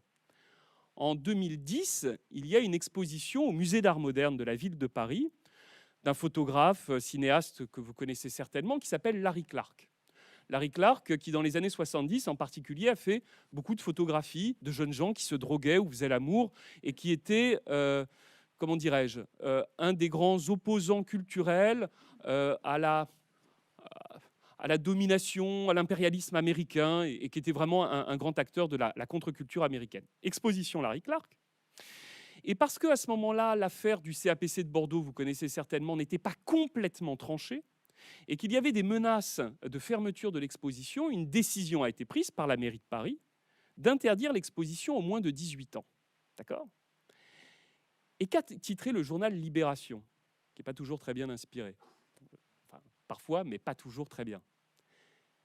Libération a titré Larry Clark censuré. Mais cette interdiction aux moins de 18 ans, c'était pour pouvoir montrer l'intégralité de l'œuvre de Larry Clark, qui lui-même avait donné son accord. Donc, en fait, celui qui décrète la censure, et on peut comprendre, ça signifie, attendez, un artiste qui parle d'adolescents devrait pouvoir s'adresser à des adolescents, c'est ça que ça voulait dire. Mais est-ce que vraiment la mairie de Paris fait un acte de censure en préservant l'intégralité d'une exposition en l'interdisant aux moins de 18 ans? Je ne vous dis pas que j'ai la réponse, mais je suis sûr de la question et je suis sûr du fait qu'on voit bien comment le vocable de censure, à ce moment-là, est problématique. Oui, mais enfin, il y a des exemples qui sont peut-être pas aussi récents, mais qui sont contemporains, et qui me viennent à l'esprit en écoutant. L'interdiction de la représentation des paravents de Jean Genet par Malraux dans les années 65, 66, je crois. 66 après la guerre d'Algérie, à l'Odéon, c'est vraiment On est d'accord. sans Oui, précédent. oui. Oui. L'interdiction de la religieuse, Absolument, même année. adaptée de Diderot la même année. Bon, et c'est ces agissements-là qui ont été à l'origine de mai 68. Enfin, entre Pardon, autres, Jérôme, mais alors symbolique. là vraiment, je vous invite à bien considérer quel type de ministre était Malraux, qui n'était pas du tout, qui était évidemment un homme extraordinairement cultivé, éclairé, etc. Mais lisez, c'est très facile à trouver. Hein. Par exemple, les textes de Malraux sur le cinéma au moment où il inaugure la Maison de la Culture de Bourges. Vous vous apercevrez que c'est pas du tout, on n'est plus du tout dans la même époque. C'était pas du tout des points de vue permissifs sur l'art, pas du tout. Malraux, on appelait beaucoup à la responsabilité de l'artiste et disait notamment du cinéma. Et je suis très curieux du point de vue de Amos sur la question, que c'était potentiellement une force, hein, il le dit, hein, une force de mort. Une force de mort. Il dit ça, Malraux. Et il dit qu'il faut vraiment se méfier de ces puissances industrielles, il vise notamment Hollywood, qui pourraient pervertir l'ensemble de la planète. Hein. Encore une fois, vous trouverez ces textes sur Internet, c'est très facile à aller dégoter. Et d'ailleurs, ça lui vaut une réponse de Godard, qui, d'une certaine manière, le traite de complice des nazis et de collaborateurs, vous voyez, à Malraux. Et tout cela a bien changé depuis, mais je crois que vraiment le contexte pré-68 est assez différent. Oui. Non, il est différent, mais c'est pas si vieux non plus, quoi. Est-ce que ça peut revenir aujourd'hui? Sans doute pas sous cette forme. Mais Amos, qu'est-ce que tu penses de ces ça? Est-ce qu'il y en a aussi? Est-ce que tu en as connu? Est-ce que tu pourrais en connaître en Israël, par exemple? Oui, moi j'étais censuré, le premier film, et House était censuré. Et, et je crois que, par exemple, si tu parles d'Israël, Tu connais bien la censure en Israël. je connais, oui. Et d'ailleurs, pour être à nouveau pas d'accord avec Malraux, c'est-à-dire les cinéastes israéliens, je parle dans le sens plus général, pas seulement de mon travail, c'est le médium actuellement qui est le plus critique du pouvoir israélien. Parce que historiquement, c'est l'écrivain qui suivait un peu les traditions russes, de l'intelligentsia russe. Alors, il y avait le grand écrivain qui était toujours une sorte de sagesse de la nation. Mais là, c'est un peu, avec la mort d'Amos Oz, ils sont un peu plus fatigués. C'est effectivement les cinéastes. Et les plus simples preuves, c'est que le ministre de la Culture israélien actuel, elle matraque sans arrêt le cinéma parce qu'il apporte un autre point de vue.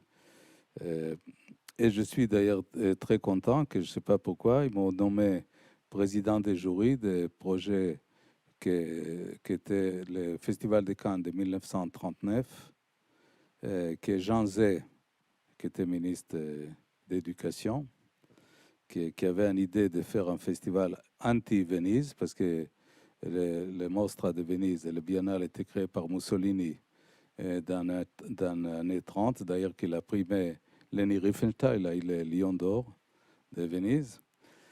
Et la France, Jean Zay, qui était ministre de l'Éducation, il veut créer le premier festival de Cannes en 1939, avec une date, il ne savait pas, très problématique d'inauguration du festival, qui était le 1er septembre 1939. Alors, ce festival, il n'a jamais eu lieu. Et comme cette année, on est 80 ans, on est dans l'anniversaire, et ils m'ont demandé, ils m'ont écrit une lettre qui m'a touché beaucoup, le défi de Jean Zay, qui était assassiné par les milices, par les collabos français en 1944. Et le défi et le comité, il a dit, tu étais élu comme le cinéaste antifasciste le plus important. On te demande de présider le jury du festival qui n'a jamais eu lieu, de 1939. Et c'est une tâche très problématique parce que j'ai des petits cinéastes qui envoyaient leurs films en 1939, dans lesquels Sergei Eisenstein, Cécile DeMille, et Capa et des autres. Et je crois que mon travail de délibération des jurys va être très, très dur. Mais c'est-à-dire que Jean Zay et des autres, ils ont compris effectivement que le cinéma, c'est un médium très fort et très puissant. Et je suis d'accord plutôt avec Godard. Qui peut poser des questions à sa formule, parce que c'est le bon cinéma, pas tout le cinéma, mais le bon cinéma, c'est une sorte de synthèse entre les idées, de la forme, un petit hommage à Walter Benjamin, de reproduction d'images, de reproduction de sons, de mouvements, de chorégraphies. Et je crois que c'est potentiellement un médium formidable contemporain qu'il ne faut pas être timide, il faut utiliser, il faut dire des choses. Alors, est-ce qu'on va être censuré? Je ne crois pas que ça doit rentrer dans les calculs préalables des cinéastes. Est-ce que je vais être censuré ou non?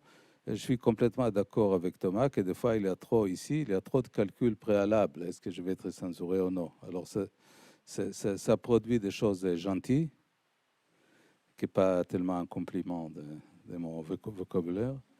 Mais le cinéma, c'est un médium très fort. Et même si je ne suis pas amoureux du cinéma américain, je donne ça aux Américains. S'il y a un président corrompu, très bien, on va faire 10 films. S'il y a une guerre stupide, on va faire encore. C'est-à-dire le cinéma remplit son fonction aussi, même les films que je n'aime pas comme films, de véhiculer les idées nécessaires et de dialoguer avec le contexte. Et il n'est pas toujours dans la timidité, qu'est-ce qu'il va dire, est-ce qu'on va aimer. Non. La démarche des artistes aux cinéastes, je fais un geste cohérent, et parce que la vérité, qu'on ne sait rien. C'est-à-dire, comme j'ai fait par exemple Kadosh, etc., qui était distribué dans 30 pays, je ne savais pas si ça intéresse personne, tu vois, les questions sur la religion, etc. Et c'est pas, il ne faut pas rentrer cette sorte de calcul en avance. Nous, on fait notre geste, la censure, elle va faire son travail. S'il y a une confusion entre des... je me souviens que j'ai montré un film à la Cinémathèque de Jérusalem, le directeur de Cinémathèque, il m'a dit, oui, est-ce que tu as passé par la censure militaire? Alors, ma réponse était d'un pays civilisé. La Cinémathèque monte le film, la censure militaire fait le travail. C'est-à-dire, et là, il y a trop de confusion, de pré-censure, qui devient que l'art devient trop timide. Comme je dis, trop timide, c'est pas que je cherche des provocations gratuites, mais il faut que l'art engage avec les réels. La France est là des vrais sujets qui méritent d'être traités. Et il faut qu'il y ait un cinéma fort qui parle des questions de souffrance, de misère, par de bonnes œuvres. Ça, c'est si important comme les thématiques. C'est-à-dire, il faut aussi faire de bons films. Alors, la réponse n'est pas facile. Alors, s'il y a des questions, je réponds. Oui, juste une remarque. Le TGV, il ne va pas attendre. Et après une seconde, juste, parce que comme j'ai une oreillette, on me précise que j'ai dit une erreur. Jean-Luc Godard, en fait, écrit sa lettre à Malraux suite à l'interdiction de Rivette et de la religieuse, pas après le discours de Bourges. Et la deuxième chose quand même que je trouve symptomatique dans les logiques de censure, c'est que quelqu'un comme Godard a été censuré dans les années 60 comme Rivette et comme d'autres. Et aujourd'hui, si vous avez une censure, elle ne va pas venir véritablement de l'État, mais par exemple de l'interdiction, en tout cas de la réclamation d'une interdiction d'une rétrospective Polanski à la Cinémathèque qui, pourtant, elle, est autorisée évidemment par les pouvoirs publics. Voilà. Oui, l'exemple de Polanski est un bon exemple, hein. Un très bon exemple. Bon, il nous reste 9 minutes, une dizaine de minutes pour répondre à des questions avant que Amos nous quitte. Qui veut prendre la parole? Alors, Alors, excusez-moi, je suis là. oui, Damien? Alors, d'accord. Alors, peut-être une question du public, effectivement. D'abord pour Monsieur Guitaille, avant qu'il puisse partir. Alors, qui veut prendre la parole? Oui, monsieur, au troisième rang. Bonjour, merci pour votre réflexion. Donc une question pour Thomas, j'ose pas d'ailleurs prononcer son nom de peur de l'offenser. Ça m'offensera Donc pas. la familiarité, excusez-moi. Donc c'est juste, à moins que ça m'échappe, parce que tout ce que vous avez dit, j'ai trouvé ça très très pertinent, mais vous avez insisté sur le fait qu'il fallait tenir compte vraiment, en parlant de l'affaire de Véronèse, l'artiste doit tenir compte aussi de ceux qui risquent d'offenser. Mais dans ce cas-là, quid de la liberté? Où est la liberté de l'artiste s'il commence à penser à ceux qui l'offensent? Enfin, moi, je vois plus où on Alors, peut je vous jure que je vous répondrai tout à l'heure, mais comme Amos Guitaille doit nous quitter. Oui, d'accord, la dans question quelques c'était pour minutes, Amos, et c'est excusez-moi, promis, moi je je les répondrai. appelle... On répondra tout à l'heure. D'accord, On c'était répondra uniquement tout à pour l'heure, Amos. parce qu'on aura deux. Donc excusez-moi d'avoir... on la garde pour C'est tout pas à l'heure. grave, vous ne m'avez pas offensé. Amos, sur cette question. Quelqu'un a une question pour Monsieur Guitaille? Je crois que tout est clair. Non, visiblement Voilà, pas. oui. Quelqu'un là? Monsieur? Monsieur? Oui.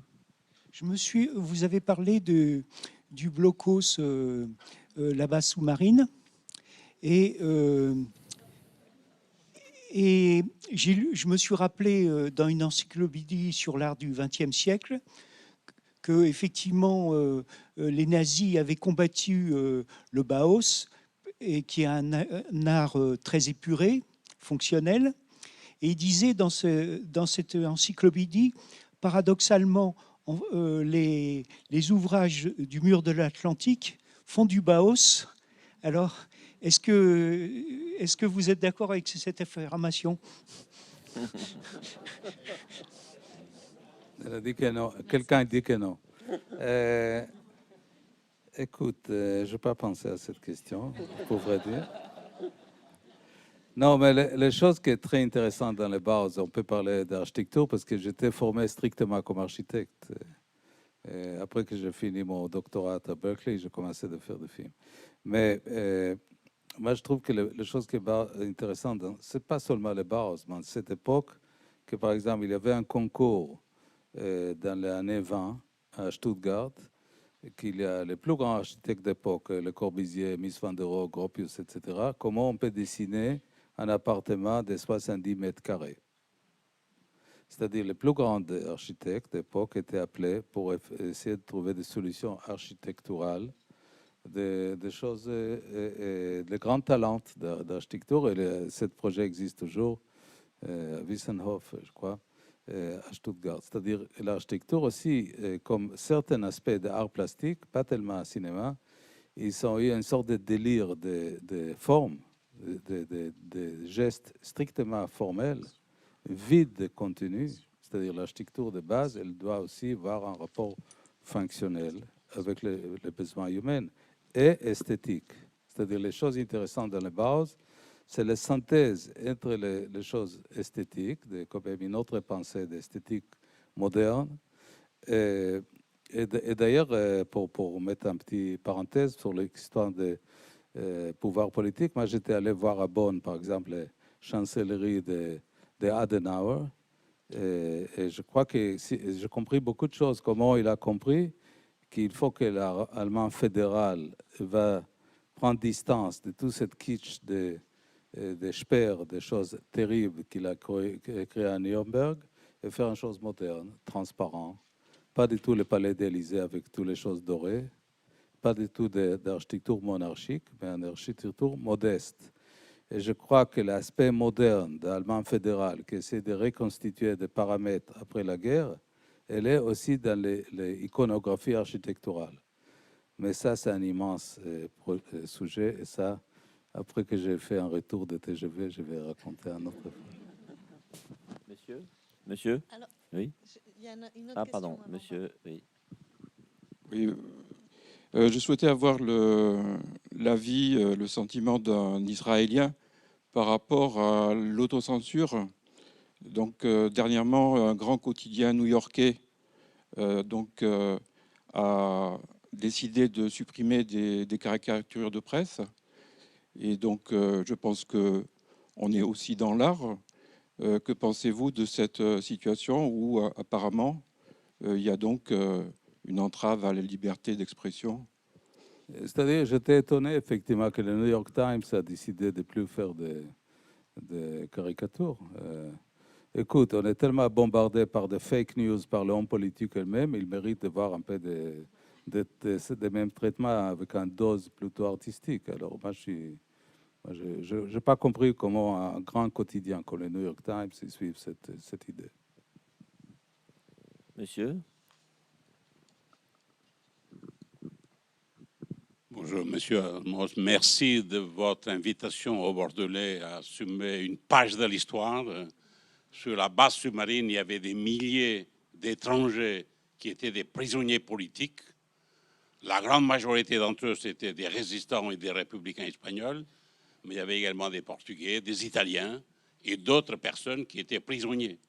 Ce qu'il faut également savoir, c'est que la base sous-marine a été construite à Bordeaux grâce à la collaboration des grandes entreprises bordelaises. Il y a eu même des fortunes qui se sont faites là-dessus. Donc c'est juste pour rappeler cette page de l'histoire. Je pense qu'il est important, à un moment donné, de se confronter à cette page de l'histoire. Et il y a effectivement, à côté de cette grande base, un petit monument à la mémoire des républicains espagnols, dont beaucoup sont morts dans la base. Et la résistance à Bordeaux a commencé à la base sous-marine. Moi, je suis très content de votre discours. C'est parce que j'aime cette ville, Bordeaux, que je trouve une ville formidable, que je fais ce conseil il y a trop de crème artistique qui dit rien.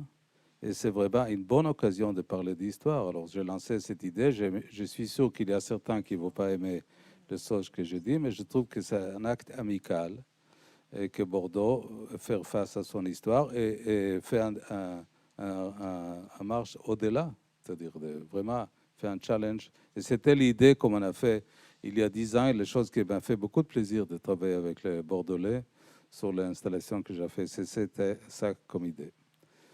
Et je vous remercie, c'était très agréable de partager ce moment avec vous.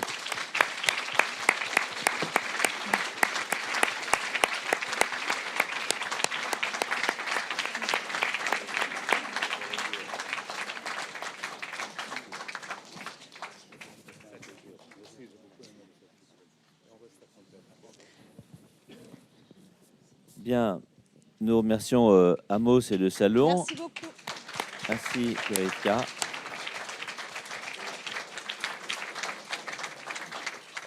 Là, vous savez, c'est l'angoisse de celui qui se dit combien il y en a qui vont quitter la salle parce que Amos Guitaï part.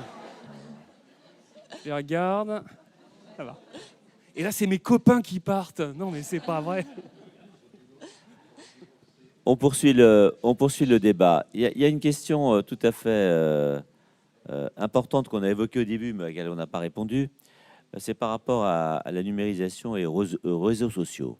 J'étais assez frappé l'autre jour en lisant une interview dans le journal du dimanche à propos de l'émission On n'est pas couché, dans lequel, comment il s'appelle déjà Laurent Ruquier. Laurent Ruquier expliquait que son émission devenait impossible à faire parce que la pression des mails, des tweets et surtout des tweets d'ailleurs l'empêchait de travailler, quoi, juste simplement, et une pression qui devenait insupportable et qui faisait réagir aussi les politiques en intervenant sur le contenu des émissions simplement parce que d'un seul coup, il y avait une mobilisation. Cette mobilisation, elle peut être individuelle, elle est parfois organisée de façon collective par des sous-groupes ou par des groupes, et ça crée des conditions pour les artistes, enfin pour ceux qui réalisent, les intellectuels, n'importe qui, qui rend la vie simplement impossible. Donc c'est un phénomène nouveau, celui-là, auquel nous sommes confrontés. Je ne dis pas qu'il n'y avait pas des groupes de pression avant, il y en avait, mais ils ne se manifestaient pas de façon personnelle, en rentrant dans l'intimité du courrier et de sa propre existence. Et je pense que ce problème-là, qui est une nouvelle forme de censure, ou en tout cas de pression collective sur l'acte de création ou sur l'expression d'une liberté de s'exprimer, simplement de communiquer, pose un problème nouveau. C'est évident, il y a aujourd'hui une effraction possible pour quiconque dans le débat public et très facilement sous forme d'invective et d'agressivité. C'est absolument incontestable et c'est d'autant plus toxique, nocif, que l'effet de groupe et l'effet d'anonymat est très simple, très très simple. Et ce qui est très dur en plus, j'ajouterais encore une autre couche, c'est que ces prises de parole négatives et agressives, injurieuses, elles flottent à la surface du temps. Pourquoi ? Parce que aujourd'hui, Internet est une caisse de résonance qui ne s'efface, pour ainsi dire, jamais, qui revient sans cesse. Il suffit de taper le nom de une quelconque personnalité publique sur Internet pour s'apercevoir que très vite, des forums dans lesquels il y a eu des choses parfois innommables, eh bien, sont là, bien présentes, et continuent d'une certaine manière de polluer des initiatives, des prises de position de tel ou tel autre individu. Donc, incontestablement, c'est extrêmement pénible. Maintenant, Jérôme, il faut quand même mesurer une chose, c'est que j'ai le sentiment, je peux me tromper, hein, mais j'ai le sentiment qu'il y a eu pendant beaucoup d'années l'impression pour une grande part de la société d'avoir des prescripteurs d'opinion d'un côté qui avaient voix au chapitre via les médias, par exemple ce qu'était, pardon de le dire comme ça parce que j'en étais un spectateur totalement convaincu à l'époque, mais dans les années 90, la bonne conscience de Canal+. Hein, bon, et qui aurait voulu pouvoir dire quelque chose à l'époque et où c'était absolument impossible de se manifester. Et alors là, on est dans l'excès inverse aujourd'hui, c'est que c'est devenu tellement simple de se défouler contre des prises de parole que d'aucuns considèrent comme dominantes. Par exemple, voilà, le débat récurrent, les journalistes sont à gauche, et donc toute personne qui est plutôt de sensibilité du Rassemblement national va immédiatement venir avec cet argument, et ça lui fait du bien de pouvoir déverser ça sur les réseaux sociaux, parce que pendant tant et tant d'années, cela n'a pas été possible. Je ne dis pas c'est bien, je ne dis pas c'est mal, j'ai un avis sur la question, mais ça me semble d'une certaine manière assez inévitable historiquement, après des années de frustration, où il y avait beaucoup d'experts autoproclamés, de chroniqueurs, d'éditorialistes, et où aujourd'hui ça ne marche plus de la même manière. Voilà. Oui, on en a un peu parlé hier d'ailleurs dans le débat sur les libertés publiques, c'est de voir que c'est une nouvelle liberté de pouvoir s'exprimer sur les réseaux sociaux pour dire ce qu'on veut. Donc on peut dire, on devrait applaudir. Et c'est vrai qu'on s'en réjouit aussi. Mais ça pose aussi d'autres problèmes qui peuvent parfois, pour une opinion un peu forte, pour une exposition, pour un artiste, pour un film, pour n'importe quoi, devenir simplement une forme de censure d'une minorité qui s'exprime pour empêcher un acte de création. Donc on n'a pas trouvé encore la réponse à cette question, évidemment, parce que c'est trop nouveau et qu'on ne sait pas comment traiter ça. Mais je pense que c'est un vrai sujet qui se pose aujourd'hui aux démocraties, non seulement dans le domaine de l'art, d'ailleurs, dans beaucoup d'autres domaines, y compris les domaines purement politiques. On a parlé tout à l'heure longuement de la question de la censure politique, un petit peu rapidement de la censure économique. Il y a évidemment aussi la censure religieuse, ou en tout cas l'expression. Et maintenant, on a cette nouvelle forme oui. de censure. Et alors, sur Internet, ça s'en double d'une autre qui peut sembler pour le moment parfaitement anodine. Forcément, vous êtes tombé sur ces affaires où, par exemple, L'origine du monde de Gustave Courbet est censuré par Facebook. Et le compte est, je ne sais plus comment on dit, enfin, la personne est congédiée, le compte est clos, etc. Alors, en règle générale, quand on lit ça, on a un petit sourire en coin, on se dit, tiens, c'est amusant parce que, au fond, Facebook est débile, ils confondent ce qu'est une œuvre majeure du 19e siècle et de la pornographie. Et c'est pas si amusant que ça. C'est pas si amusant que ça parce que, à mon sens, c'est le signal aujourd'hui d'une censure qui, dans les années à venir, peut devenir très, très pernicieuse. Cette censure, c'est la censure des algorithmes, la censure des machines. Pourquoi ? Parce que, évidemment, si vous expliquez à n'importe quel médiateur de Facebook ce qu'est l'origine du monde, et que le tableau apparaît sur le compte d'un professeur de français, il suffit que vous lui expliquiez en 10 secondes de quoi il s'agit, et il dira « non mais on laisse le contenu intègre ». Ça, vous ne pouvez pas vraiment l'expliquer à une machine. Or, Facebook nécessite d'avoir des routines informatiques qui lui permettent de traiter des masses d'informations absolument incommensurables. Et je vais vous dire une chose, c'est que ça ne va pas aller en s'améliorant. De plus en plus, on va laisser la gestion des réseaux sociaux à des machines et non pas à des médiateurs humains. Et donc, pour le moment, ça peut sembler vraiment comme ça des petites affaires, mais moi, je suis persuadé que si on doit être vigilant, c'est à partir de maintenant. C'est en ayant conscience de ça maintenant. Je ne vous dis pas que ça va être l'enfer numérique et les films de science-fiction demain. Je n'en sais rien. Je n'ai pas envie d'être un oiseau de mauvais augure ou un décliniste dramatisant. Mais, en revanche, je crois très sincèrement que notre mission de citoyen, notre mission d'intellectuel, c'est d'être vigilant au moment où les premiers signes apparaissent.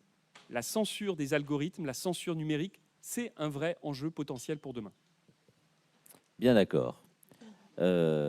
Alors, il nous reste un petit peu de temps. La question de monsieur, peut-être, à laquelle Thomas n'avait pas pu répondre tout à l'heure. Monsieur me posait la question, et qui est, je suis sûr, une question que vous êtes très nombreux à vous poser. Il me dit, mais attendez, vous dites que, en prenant le cas de Véronèse, vous me dites que il faudrait que les artistes soient à l'écoute de ceux qui les contestent, de ceux qui sont offensés, mais sa liberté dans tout ça. Je vous dis tout de suite, c'est une question qui est très difficile, qui est la vraie, la grande question. Elle est très difficile, et pour revenir une seconde au 19e siècle, c'est assez amusant de constater, par exemple, qu'en 1822, vous avez un critique d'art tout jeune qui dit, qui a la phrase suivante, il dit « Il faut que l'artiste soit libre et libre de la manière la plus illimitée », qui est une injonction paradoxale, parce que s'il faut qu'un artiste soit libre, ça veut dire qu'il est contraint à cette liberté. L'autre chose qui est assez amusante, c'est que l'auteur de cette phrase est à ce moment-là un jeune critique d'art, il s'appelle Adolphe Thiers. Adolphe Thiers qui deviendra l'un des hommes politiques les plus honteux, je pense, du 19e siècle.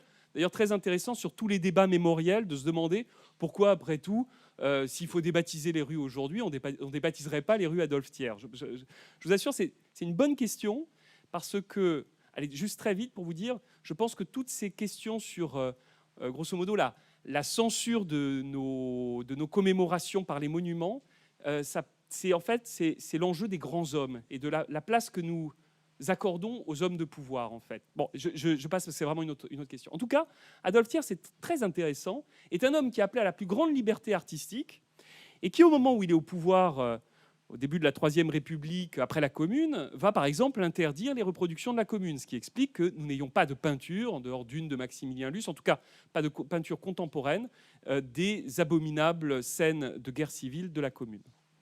Bien. Tout ça pour vous dire que souvent, ceux qui appellent à la liberté maximale des artistes ne sont pas les gens les plus recommandables. La deuxième chose, c'est que... je ne dis pas ça pour vous, hein, monsieur, évidemment, c'est pas...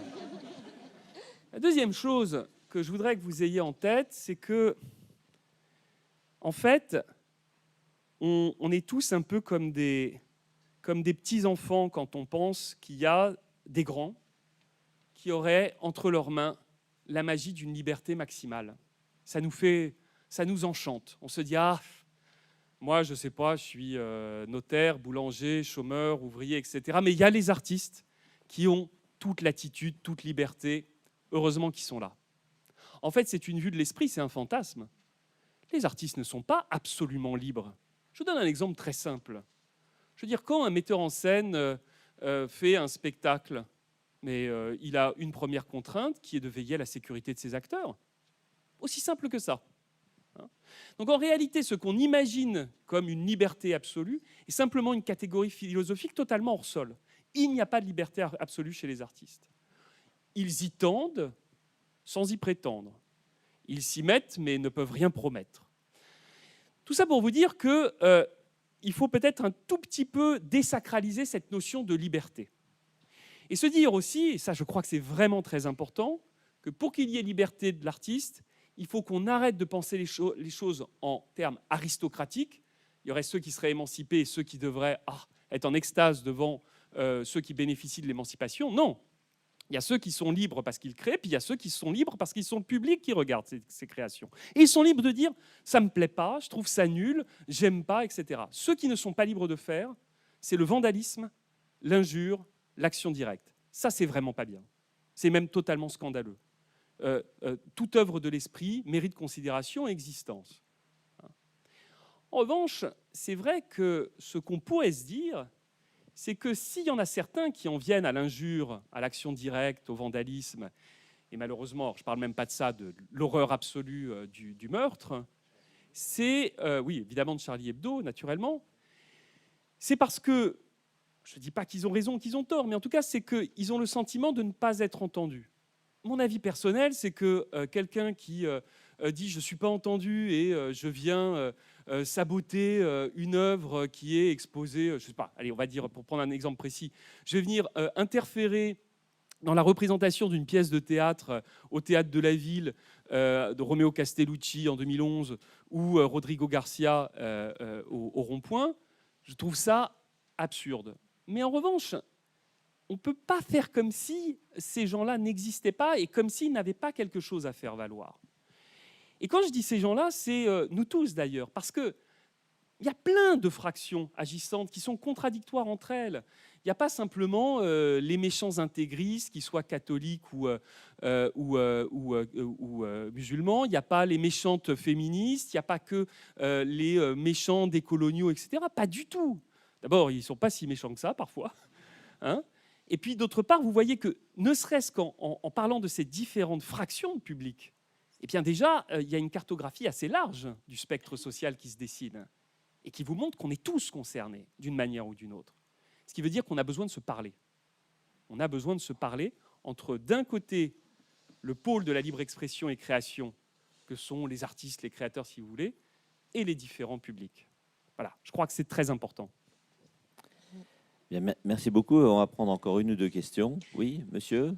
Voilà, deux mains qui se lèvent et Oui, après on arrête. je vais juste donner la parole à Anne-Laure Pires qui avait levé la main la première, qui est membre du C2D. Alors, le C2D qui a co-organisé ces entretiens liberté. Nous avons organisé avec des citoyens en amont des ateliers d'arpentage littéraire, c'est-à-dire des ateliers de lecture collective, et notamment sur l'art et la censure, le bouquin de Thomas Schlesser. Et donc, il y a des questions qui ont émergé. Un bon cadeau pour les fêtes. Un magnifique bouquin. Étonnez vos amis. Que nous avons déchiré, mais ça, c'est les règles de l'arpentage littéraire. Bonsoir. Oui, c'était un travail très intéressant, cette lecture collective. Alors justement, pour rebondir sur ce que vous disiez, on entend que la censure est probablement nécessaire, parfois. Est-ce que les artistes ne s'auto-censurent pas de plus en plus? Si, alors, écoutez, je pense que, évidemment, on ne va pas se mentir, il y a eu le tournant Charlie Hebdo, c'est évident, c'est évident. Éviter cette question, on a un peu tourné autour aujourd'hui, je l'avoue, parce que c'est une question très compliquée, et puis qui tout de suite monopolise ou cannibalise le débat. Mais bien évidemment qu'il y a de l'autocensure aujourd'hui. Et d'ailleurs, les artistes eux-mêmes le concèdent. Quelqu'un comme Philippe Guéluc l'a dit. Bon, voilà. Donc, c'est absolument, totalement déplorable, scandaleux et triste. Mais en revanche, ce dont j'ai l'impression, c'est qu'on ne sortira pas de cette ornière et de cette impasse simplement avec des coups de menton en disant la liberté d'expression totale, etc. Non, il va falloir qu'on se parle via des médiations, via des terrains neutres et pas en frontal. Mais voilà, pour répondre à votre question, oui, absolument, il y a de l'autocensure aujourd'hui. Ça ne fait pas de doute. Merci. Monsieur ? Au milieu, oui, l'un ou l'autre, comme vous voulez. Mettez bien le micro contre le... Voilà.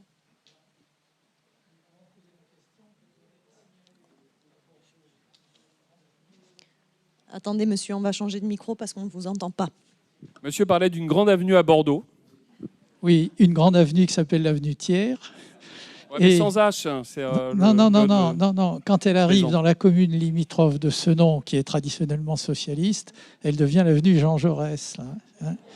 Non, ma question, c'est par rapport à ce que vous disiez auparavant sur la censure par les algorithmes. On parle bien quand même d'essayer de lutter contre les messages de haine, les appels au djihadisme, etc. Et alors, comment faire ?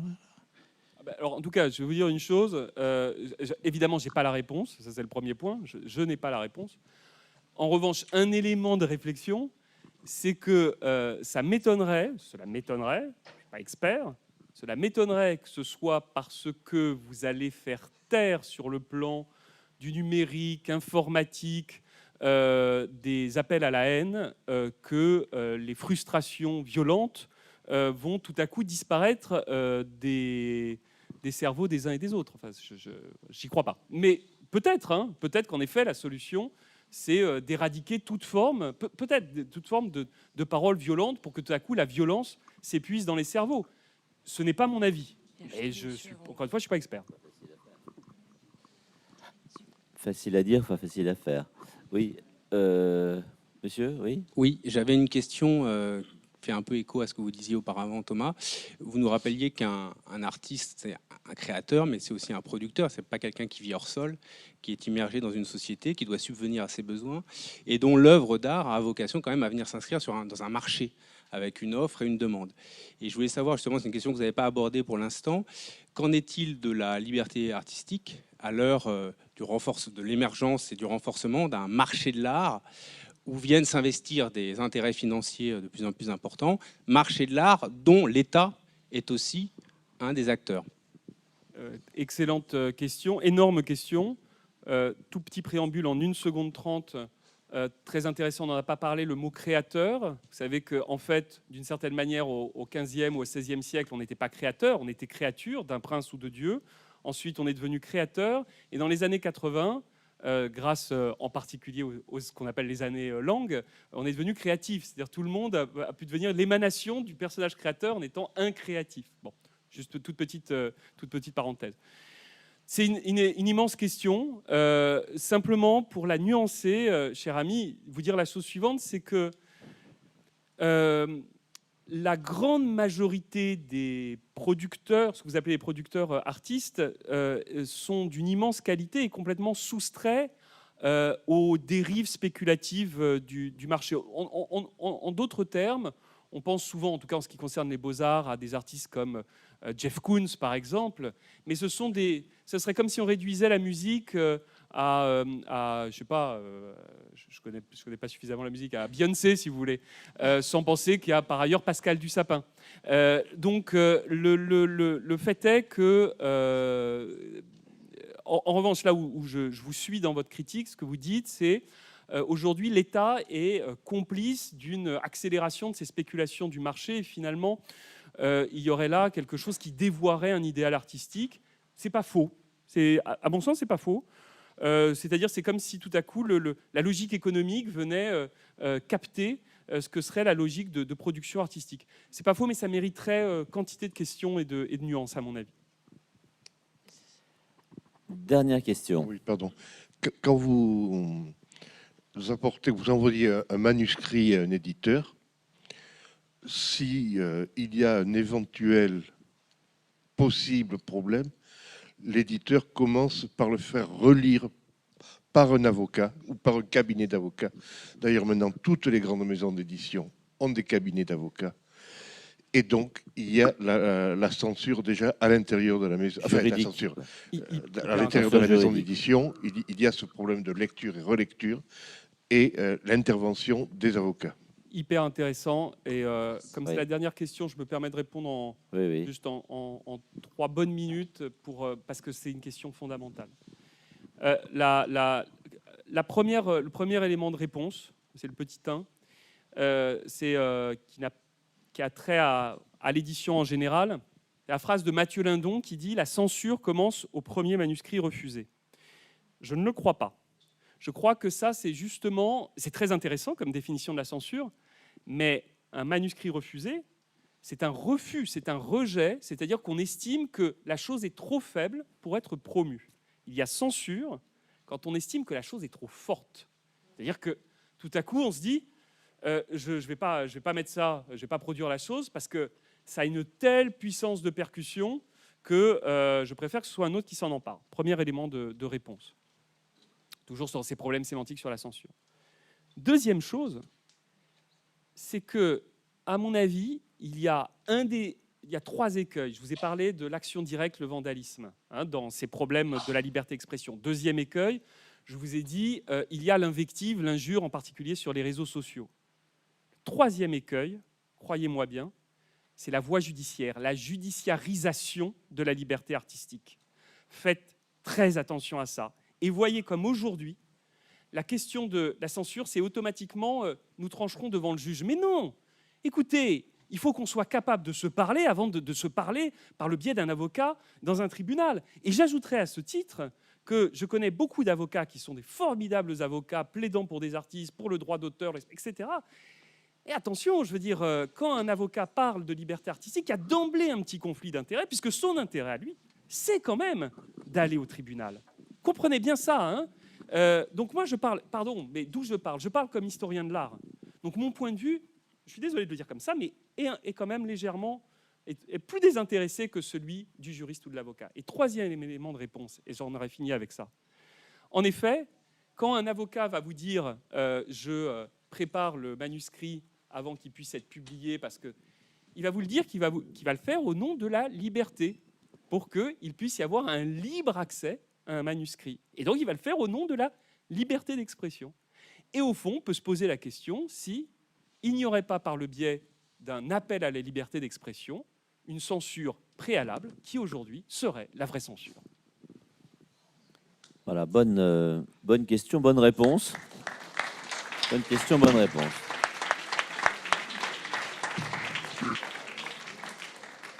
Alors, nous allons clore, mais je crois juste avant que Thomas Schlesser avait une proposition qu'il a évoquée à la radio hier matin et qu'il souhaitait reformuler ce soir ici devant vous. Merci Jérôme. En effet, hier sur France Culture, j'ai annoncé mon projet de création que je présenterai, j'espère, à l'automne au président de la République, un projet de création d'un comité national des libertés artistiques qui aurait 3 rôles. Un rôle d'abord d'observatoire. Il ferait des états généraux des libertés artistiques régulièrement pour délivrer des comptes rendus, donner son aperçu des lignes de fracture, des principales tensions qui animent les artistes et leur public. Un rôle d'observatoire, donc. Deuxièmement, un rôle de conseil, c'est-à-dire orienter à la fois les artistes, mais également les fractions de la société civile qui peuvent se sentir mal à l'aise avec certaines œuvres, vers les recours juridiques possibles pour justement éviter d'en arriver aux excès de l'invective ou de l'action directe ou de la judiciarisation, simplement une voie médiane, si vous voulez, qu'on ne se retrouve pas tout de suite devant le tribunal. Et troisièmement, et c'est le plus important, qui jouerait un rôle de médiation, un médiateur, avec un terrain neutre, qu'il n'y ait pas la frontalité entre d'un côté une communauté qui se sent insultée et de l'autre un metteur en scène qui dit mais de toute éternité il faut brandir la liberté d'expression. Ce n'est plus possible. J'aimerais que ce soit comme ça, mais ce n'est plus possible. Et si on continue comme ça, on n'arrivera pas dans notre démocratie moderne à faire la médiation de nos conflits qui est absolument nécessaire. Pas les conflits, la médiation. Donc, ce comité national des libertés artistiques, il pourrait être sur le modèle des autorités administratives indépendantes ou des autorités publiques indépendantes, ou encore, ce qui a été jadis une autorité administrative indépendante, le Conseil consultatif national d'éthique, le CCN. Et voilà, je vous le dis, c'est quelque chose auquel je tiens beaucoup, où j'espère il y aura une vraie écoute et un vrai soutien, et donc à l'occasion, rendez-vous est pris pour en reparler. Merci de votre attention.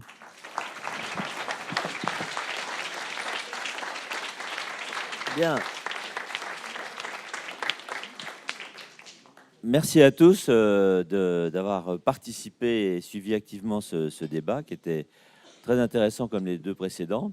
Rendez-vous demain matin à 11 h pour un dialogue avec Étienne Klein et Anne-Lorraine Bujon, directrice d'Esprit.